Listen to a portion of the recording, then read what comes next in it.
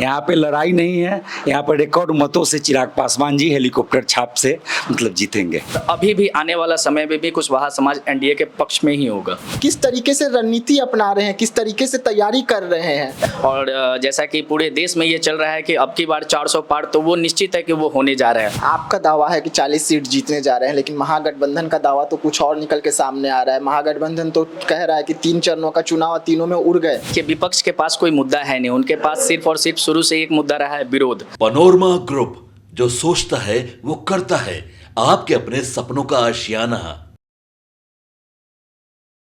नमस्कार, मैं विकास सिंह और आप देख रहे हैं भारत लाइव। इस वक्त हम हाजीपुर में हैं। हाजीपुर लोकसभा सीट जो है इस बार हॉट सीट मानी जा रही है, क्योंकि यहाँ पर खुद चिराग पासवान है और चिराग पासवान अपने विरासत को संभालने के लिए, यानी कि स्वर्गीय रामविलास पासवान जी का जो विरासत था उसे संभालने के लिए एक लंबा संघर्ष करते हैं और चाचा के साथ कड़ी टक्कर होती है, यानी कि लड़ाई जो है वो होती है। उसके बाद एनडीए के जो शीर्ष नेता है, यानी कि देश के प्रधानमंत्री नरेंद्र मोदी, ये सीट चिराग पासवान के झोली में देते हैं, जिसके बाद यहाँ पर अब चिराग पासवान चुनावी मैदान में उतर गए हैं। चिराग पासवान के तमाम इस वक्त हमारे साथ जो नेता हैं हाजीपुर के, अगर हम वैशाली जिला की बात करें तो वो जुड़े हुए हैं और ये सभी के कंधे पर जिम्मेदारी है। चिराग पासवान जिस तरीके से नरेंद्र मोदी के हनुमान माने जाते हैं, उसी तरीके से अभी हमारे साथ जो नेता जुड़े हुए हैं, ये तमाम नेता चिराग पासवान के हनुमान माने जाते हैं। लेकिन समीकरण जो इस वक्त हाजीपुर की है वो बदली हुई नजर आ रही है, क्योंकि चिराग पासवान के ही पार्टी के कुछ लोग हैं जो चिराग पासवान की मुश्किलें बढ़ा सकते हैं। तो तमाम मुद्दों पर आज हम बात करेंगे। और चिराग पासवान क्या अपने पिताजी की एक लंबी लकीर जो जीत की खींची हुई है उसे पार पाएंगे या उससे पीछे छूट जाएंगे? तो हम सीधा इन्हीं से जुड़ते हैं। हाँ सर, स्वागत है आपका। आपको भी बहुत स्वागत है। आप पटना से हमारी धरती पे आए हैं, रामविलास जी यहाँ पर कनकन में बसते हैं, उस धरती पे आए हैं। आपको भी सादर नमन है, आपको भी, आपका भी स्वागत है। लेकिन जिस तरीके से सर चिराग पासवान हाजीपुर आते हैं जमुई को लेकर, बहुत ज़्यादा बवाल होता है लोकसभा चुनाव के बीच में। उसके बाद भी वो कहते हैं कि मेरे पिता का कर्म भूमि है, कर्म भूमि पर अब बेटा को वापस जाना होगा, जिसके बाद यहाँ आए हैं। क्या लग रहा है कि यहाँ का जो लड़ाई है महागठबंधन से किस हद तक जाएगी चिराग पासवान को लेकर? क्योंकि यहाँ भी वही हो रहा है, बाहरी और भीतरी का लड़ाई देखने को मिल रहा है। नहीं, हमारे नज़र में कोई लड़ाई नहीं है। यहाँ पे लड़ाई नहीं है। यहाँ पर रिकॉर्ड मतों से चिराग पासवान जी हेलीकॉप्टर छाप से मतलब जीतेंगे। आप न कह रहे हैं कि जीतेंगे, लेकिन आप ही के कार्यकर्ता लोग तो हैं, मुश्किलें पैदा कर रहे हैं। नहीं, हम हाजीपुर के नगर अध्यक्ष हुए। हाँ। मतलब उस नाते आपको कह रहे हैं कि हम यहाँ से दम जीतेंगे, इसलिए हम तो देख रहे हैं, दिन भर नगर में हम घूमते हैं, हम तो लोगों के आव भाव हम देख रहे हैं। हाँ। इसलिए हम तो जान रहे हैं कि सब कोई हमारे साथ है। हाँ। इसलिए हम जीतेंगे, अच्छा रिकॉर्ड मतों से हम जीतेंगे। हाँ।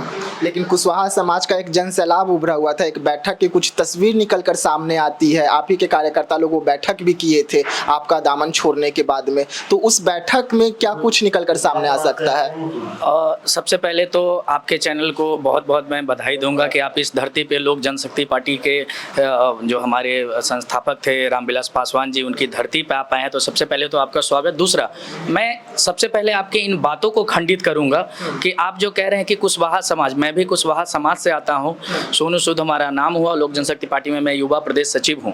तो सबसे पहले कि कुशवाहा समाज का जो मीटिंग है, वो मीटिंग सिर्फ कुशवाहा समाज का नहीं था। अगर कुशवाहा समाज का उसको मीटिंग कब कहते हैं? जब उसमें सिर्फ और सिर्फ कुशवाहा समाज के लोग बैठते, लेकिन उसमें बहुत सारे लोग बैठे थे, सिर्फ कुशवाहा समाज के ही नहीं थे। तो कुशवाहा समाज का वो मीटिंग नहीं है। और दूसरी चीज़ कि कुशवाहा समाज जो इधर से उधर, तो वो कभी नहीं होने वाला है। वो शुरू से एनडीए के पक्ष में था और अभी भी आने वाला समय में भी कुशवाहा समाज एनडीए के पक्ष में ही होगा। ठीक है, आपका कहना है कि कुशवाहा समाज जो है एनडीए के पक्ष में है, चिराग पासवान के साथ है। लेकिन चिराग पासवान भी हाजीपुर को लेकर काफ़ी सीरियस है। लगातार वो हाजीपुर में जब नहीं भी चुनाव में उतरे थे, तभी भी हाजीपुर का दौरा उनका हमेशा देखने को मिलता था, और अब तो यहाँ के सांसद बनने जा रहे हैं, तो लगातार उनका जो दौरा है वो देखने को मिलेगा। किस तरीके से रणनीति अपना रहे हैं, किस तरीके से तैयारी कर रहे हैं? तैयारी हमारा जमीनी स्तर का शुरू से भी था। रामविलास पासवान जी जो हम लोग को सिखा के गए हैं, हम उन्हीं के चरणों पे, ये उन्हीं के दिए हुए मार्ग पे हम चल रहे हैं और कहीं कोई हमारी लड़ाई नहीं है। ये सिर्फ अफवाह है कि विपक्ष जो है बहुत तैयारी कर रहे हैं, ऐसा कुछ नहीं है।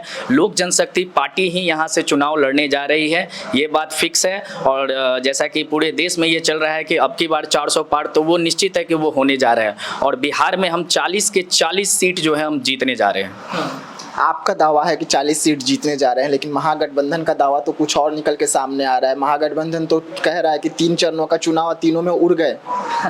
ऐसा कुछ नहीं है। देखिए, विपक्ष के पास कोई मुद्दा है नहीं, उनके पास सिर्फ और सिर्फ शुरू से एक मुद्दा रहा है, विरोध। दूसरा कोई उनके पास मुद्दा है नहीं, तो वो सिर्फ और सिर्फ हवा में बह रहे हैं। जमीन पे उतर के वो भी देखेंगे तो उनको पता चल जाएगा कि पूरा हाजीपुर, पूरा वैशाली, वो सब चिरागमय हो चुका है। दूसरा कोई उनके पास मुद्दा है नहीं, तो सिर्फ और सिर्फ वो विरोध कर सकते हैं, दूसरा कोई नहीं। मैं विपक्ष से आपके चैनल के माध्यम से भी पूछना चाहता हूं कि क्या उनके पास कोई एक मुद्दा है चुनाव लड़ने के लिए? कोई मुद्दा नहीं है। विकास का मुद्दा तो नारा लगा रहे हैं। विकास का मुद्दा तो सिर्फ और सिर्फ मोदी जी का है। वो कह दे कि उन्होंने कोई विकास किया होगा तो। और जहाँ तक बात रही कि विपक्ष में शिवचंद्र राम का, तो हाजीपुर में कितने लोग हैं जो उनको पहचानते हैं? मैं खुद नहीं, उनसे आज तक नहीं मिला हूँ, मैं खुद नहीं जानता हूँ उनको कि शिवचंद्र राम कौन है। वो सिर्फ नॉमिनेशन के बाद जब वो पेपर पे जब नाम आया तब हमें पता चला है कि कोई शिवचंद्र राम है जो इस तरीके से है, लेकिन ऐसा कुछ नहीं है।